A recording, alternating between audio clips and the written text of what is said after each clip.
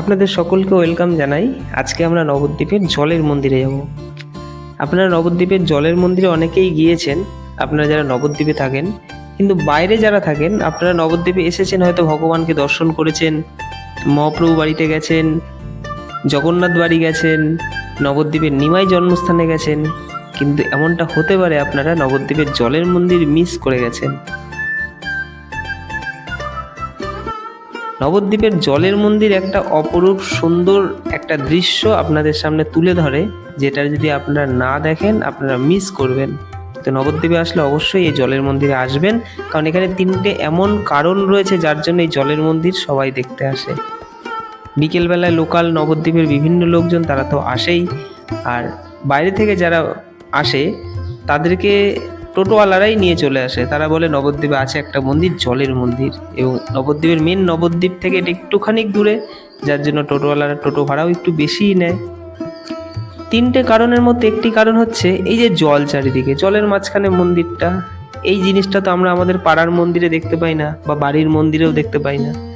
জলের মধ্যে রয়েছে এই মন্দিরটি, এবং এইখানেই রয়েছে ভগবানের বিগ্রহ। ভগবানের নিত্য সেবা পুজো করা হয় এই মন্দিরের মধ্যেই। পুরোহিত নৌকায় করে ওপার থেকে আসে, পুজো অর্চনা করার পর আবার নৌকায় করেই ফিরে যায়। 2 নম্বর হচ্ছে এই জলের মধ্যে মাছ রয়েছে, কালারিং, সুন্দর কালারিং মাছ রয়েছে। আপনারা যদি কিছু খাবার নিয়ে যান মাছের জন্য, চিপসের প্যাকেট বা কিছু, দেখবেন মাছগুলো সব কিলবিল করে জলের মধ্যে চলে এসছে। আপনাদের ওই মাছদের ভিউ দর্শন করে আপনাদের খুব সুন্দর লাগবে। মন্দিরের গেটের সামনেই থাকে বিভিন্ন দোকান, সেখানেই এই মাছদের খাওয়ানোর খাবার পাওয়া যায়। আপনারা সেখান থেকে কিনে চলে আসতে পারেন মাছের ভিউ দর্শন করার জন্য। ভগবানকে নিত্য সেবা দেওয়ার জন্য এখানে একটি নৌকা থাকে, এই নৌকায় করে পুরোহিত ওই মন্দিরে যায়, পুজো দেওয়ার পর আবার এই নৌকা করেই ফিরে আসে। জলের মাঝখানে ভগবান, ভীষণ সুন্দর অপরূপ দৃশ্য নবদ্বীপের জলের মন্দিরে। এই জলাশয়টির চারিপাশে খুব সুন্দর করে বাঁধানো রয়েছে। আমি দেখেছি সকালবেলা বহু মানুষ এই জলাশয়টির চারপাশে মর্নিং ওয়াক করতে আসে। এটাও একটা ভীষণ সুন্দর একটা জিনিস, এবং জায়গাটা, এরিয়াটা যেহেতু অনেকটা বড়, হেঁটেও সবাই খুব শান্তি পায়। আর বিকেলবেলা মানুষে বসে গল্প করে, আড্ডা দেয়। তো সেই সমস্ত দিক থেকে নবদ্বীপের জলের মন্দির কিন্তু পরিপূর্ণ। আর 3 নম্বর কারণ হচ্ছে এখানে হরিণ রয়েছে, রাজহাঁস রয়েছে।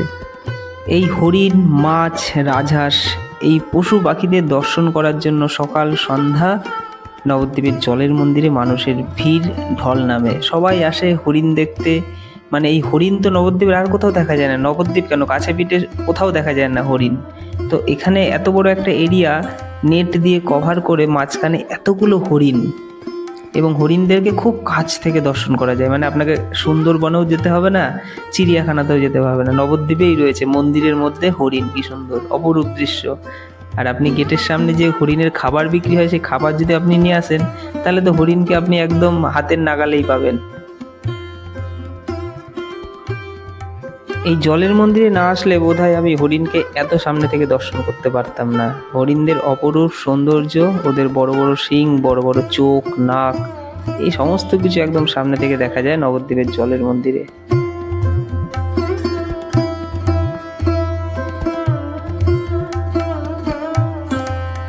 হরিণকে দর্শন করে আপ্লুত হওয়ার পর আপনারা পাশেই পেয়ে যাবেন বড় বড় রাজহাঁস, সাদা সাদা। এরাও আওয়াজ করছে, এদেরও খাবার চাই। তো এই সব জিনিস আপনারা কিন্তু নবদ্বীপের এই জলের মন্দিরে ভগবান দর্শনের সাথে সাথে পেয়ে যাবেন।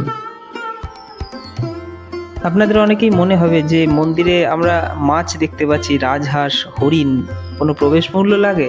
একদমই নয়। নবদ্বীপের এই মন্দিরে আপনারা একদম ফ্রিতে ভগবানকে দর্শনের সাথে সাথে এই পশু পাখিদের ভিউ দর্শন করতে পারবেন।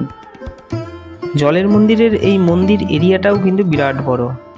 আপনারা যদি নবদ্বীপের জলের মন্দিরে আসতে চান, যদি কৃষ্ণনগর হয়ে আসেন, গৌরাঙ্গ সেতু থেকে একদম কাছে, মানে নবদ্বীপের গৌরাঙ্গ সেতু পার হলেই আপনারা পেয়ে যাবেন জলের মন্দির। মানে জলের মন্দিরের সামনে দিয়েই আপনাদেরকে নবদ্বীপে প্রবেশ করতে হবে।